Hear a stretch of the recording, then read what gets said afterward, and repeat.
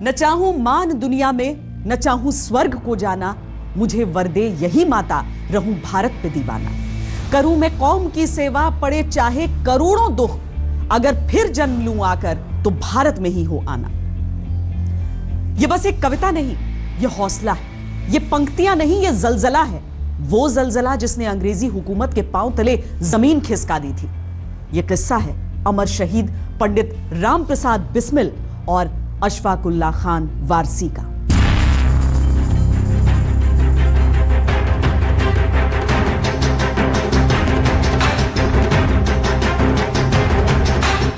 वक्त आने पर बता देंगे तुझे ऐ आसमान, हम अभी से क्या बताएं क्या हमारे दिल में है। खींच कर लाई है सबको कत्ल होने की उम्मीद, आशिकों का आज जमघट कूचाए कातिल में है। सरफरोशी की तमन्ना अब हमारे दिल में है लिए हथियार दुश्मन ताक में बैठा उधर, और हम तैयार हैं सीना लिए अपना इधर। खून से खेलेंगे होली गर वतन मुश्किल में है, सरफरोशी की तमन्ना अब हमारे दिल में है। देखना है जोर कितना बाजुए कातिल में है।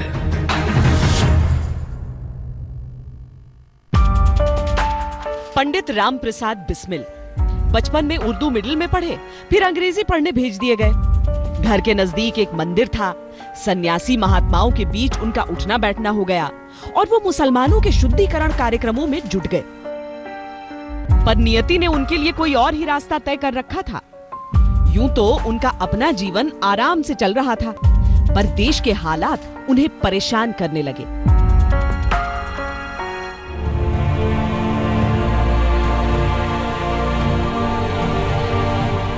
मैनपुरी षड्यंत्र नाम से मशहूर हुई उनकी एक कार्रवाई में पुलिस कुछ ऐसे पीछे पड़ी कि उन्हें 1 साल के लिए अंडरग्राउंड होना पड़ा।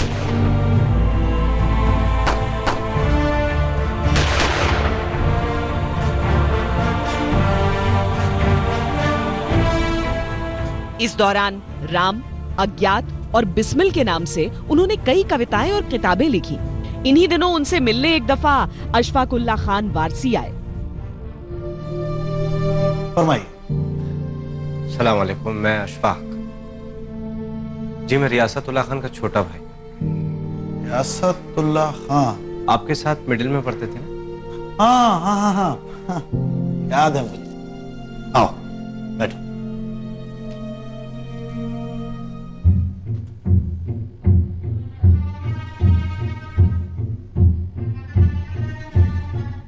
कहो कैसे आना हुआ?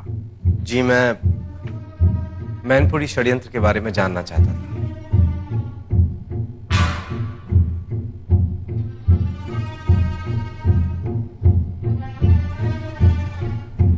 भाई देखो, मैं तो केवल कविताएं लिखता हूं। लगता है सरकार को कोई गलतफहमी हो गई है, शायद कुछ लोगों ने गलत जानकारी दे दी होगी। जी मुझे आपकी कविताएं बेहद पसंद है, लेकिन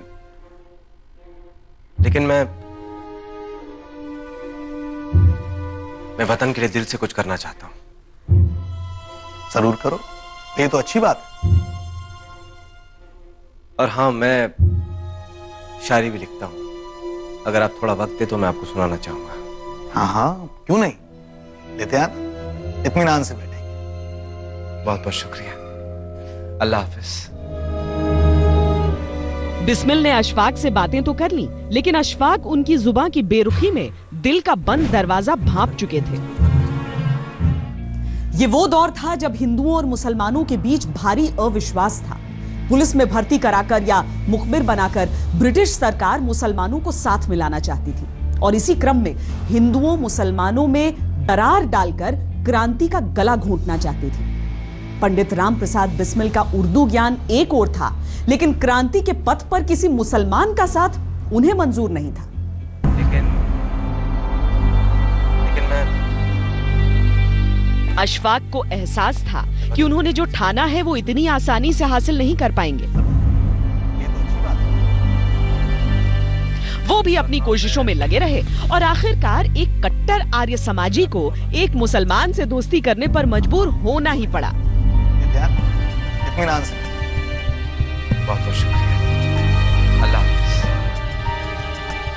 दोनों शाहजहांपुर के रहने वाले थे। बड़ी छोटी जगह थी, हालांकि शुरू में दूरी थी मज़हब की वजह से, लेकिन बाद में दोनों का इरादा नेक था, मकसद साफ था। वो चाहते थे कि देश को आज़ाद करें और वो चाहते थे अपनी कुर्बानी दें। इस जोड़ी के साथ क्रांति को एक नई ताकत मिल रही थी। अशफाक और बिस्मिल आजादी के युवा आवाज बन रहे थे। महात्मा गांधी पूर्ण स्वराज के प्रस्ताव के खिलाफ थे, लेकिन युवाओं के आक्रोश के आगे उन्हें हार माननी पड़ी। असहयोग आंदोलन में हालांकि युवाओं ने गांधी जी का बढ़ चढ़कर साथ दिया, लेकिन चौरा चौरी कांड के बाद अचानक इसे खत्म करने के फैसले ने कांग्रेस को नरम दल और गरम दल में दो फाड़ कर दिया। नरम दल वो लोग थे जो अंग्रेजों को ज्ञापन देते थे, चिट्ठी भेजते थे, प्यार से बातें करते थे, अधिकार चाहते थे। गरम दल वे लोग, लोकमान्य तिलक के समर्थक लोग, जो चाहते थे कि नहीं, आंदोलन हो, जन समर्थन जुटाया जाए और जेल जाए। और राम प्रसाद बिस्मिल लोकमान्य तिलक से प्रभावित थे। क्रांतिकारी नौजवानों का ये कहना था कि नरम दल से मानने वाले लोग नहीं हैं, हमारा मुल्क ये आसानी से नहीं छोड़ेंगे, हमें गुलाम रखेंगे। इसलिए मैं समझता हूँ कि गरम दल की बहुत बड़ी भूमिका इस देश में है, क्योंकि वो अपनी जान हथेली पर रखकर देश की आज़ादी को चाहते थे। नरम दल की ओर गए पढ़े लिखे रईस। गरम दल की अगुवाई पंडित राम प्रसाद बिस्मिल ने की।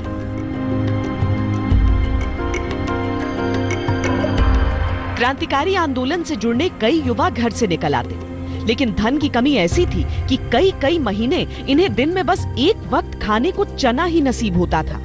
अपना गुजर तो खैर पेट काट काट कर लेते, लेकिन क्रांति का पेट कैसे भरते? एक दफा राम प्रसाद बिस्मिल ट्रेन से सफर कर रहे थे। ट्रेन में उन्होंने एक संदूक देखा। जानकारी हासिल करने पर उन्हें पता चला कि इसमें सरकारी खजाना है। उन्होंने फौरन ही योजना तैयार कर ली। फिर लखनऊ जब ट्रेन रुकी तो बक्सा उतारा गया। बक्सा उतार कर गया स्टेशन पर, तो इन्होंने देखा कि बक्से में ताला नहीं बंद है, केवल कुंडी बंद है, ताला नीचे से लगाया हुआ है, टांगा हुआ है। और हर थैली आती है हर स्टेशन का, उसी में डाल दिया जाता है। तो इन्होंने कहा इसको बहुत आसानी से लीज पैसे को लिया जा सकता है, छीना जा सकता है।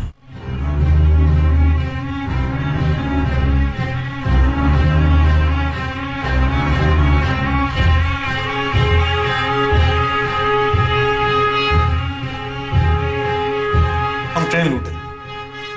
ट्रेन? पूरी की पूरी ट्रेन? नहीं, इंजन के पीछे वाले डिब्बे में एक संदूक होता है, उसमें एक बड़ा सा ताला होता है, उस ताले में होती है सरकारी पूंजी। पर ऐसा कैसे करेंगे? ट्रेन में तो कड़ी सुरक्षा होती है। दरअसल अंग्रेजों को यह उम्मीद ही नहीं है कि कोई ऐसी हिमाकत भी कर सकता है, इसलिए उसके इर्द गिर्द सिर्फ एक ड्राइवर होता है।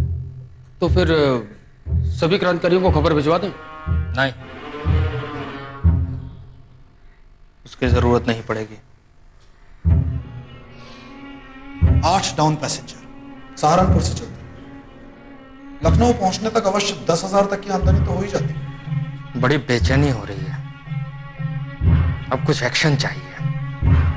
आप बताइए करना क्या है? बस ये एक ऐसी योजना थी जिसके सफल होने की गुंजाइश कम थी। हर एक क्रांतिकारी को मालूम था कि वो जान हथेली पर लेकर जा रहा है। लखनऊ स्टेशन से ठीक पहले काकोरी की ओर बढ़ते हुए दूसरे दर्जे के कंपार्टमेंट में चेन खींच दी गई।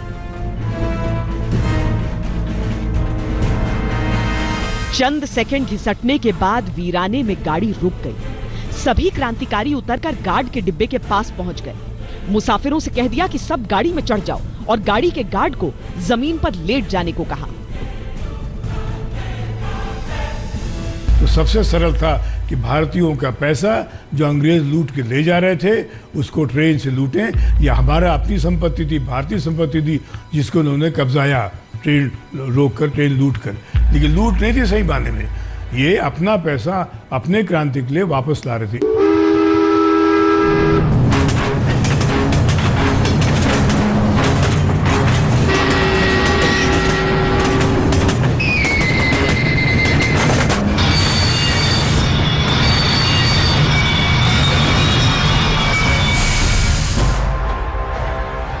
लोहे की संदूक उतारकर पहले छेनियों से काटने की कोशिश हुई, पर छेनियों से काम न बना। तब चंद्रशेखर आजाद ने कुल्हाड़ी चलाकर उसे तोड़ दिया। उस गाड़ी में 14 लोग ऐसे थे जिनके पास बंदूकें या राइफलें थी। 2 अंग्रेज सशस्त्र फौजी जवान थे, पर सब शांत रहे।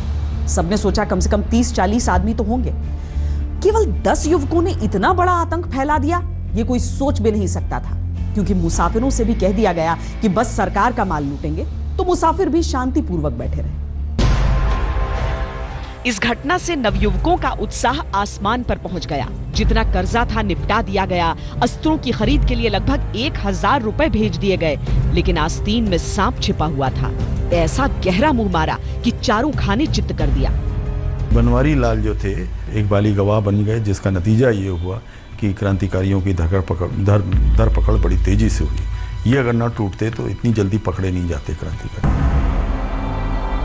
26 सितंबर 1925 की रात में बिस्मिल के साथ पूरे हिंदुस्तान से 40 से भी अधिक लोगों को गिरफ्तार कर लिया गया। अशफाक शुरुआत में नहीं पकड़े गए, लेकिन 11 महीने बाद उनकी भी मुखबिरी एक दोस्त ने कर दी, पर उन्हें बिस्मिल से अलग जेल में रखा गया। 22 अगस्त 1927 को फैसला सुनाया गया। राम प्रसाद बिस्मिल, राजेंद्र नाथ लाहिड़ी, अशफाकुल्ला खान और ठाकुर रोशन सिंह को फांसी का हुक्म दिया गया।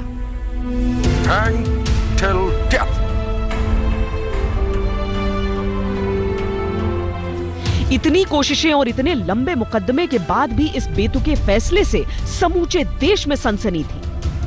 फांसी की तिथि 19 दिसंबर 1927 मुकर्रर कर दी गई।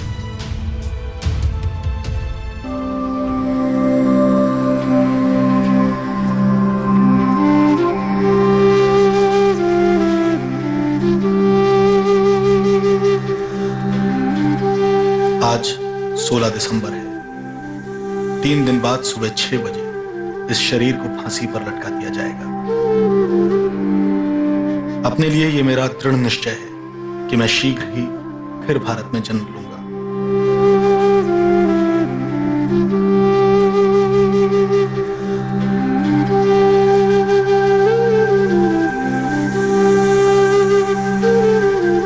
जब तक मेरा भारत पूरी तरह से स्वतंत्र न हो जाए, परमपिता परमात्मा से मेरी यही प्रार्थना होगी कि वो मुझे इसी देश में जन्म दे।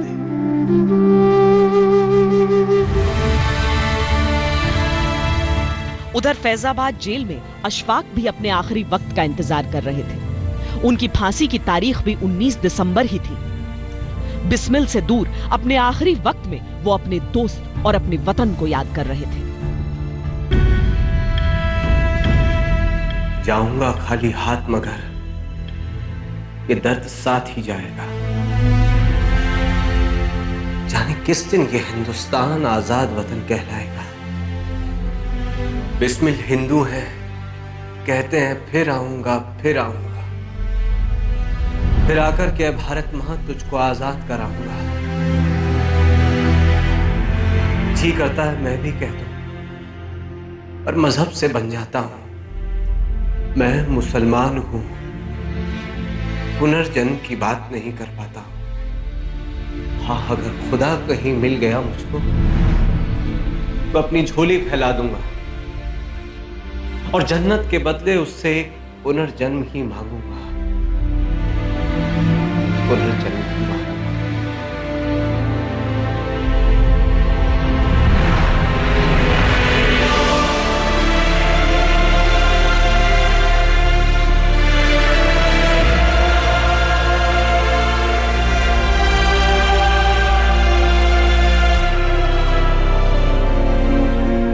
सुबह 6:30 पर गोरखपुर और फैजाबाद की जेलों में 4 परमवीर अपनी मौत की ओर सर उठाकर बढ़ चले।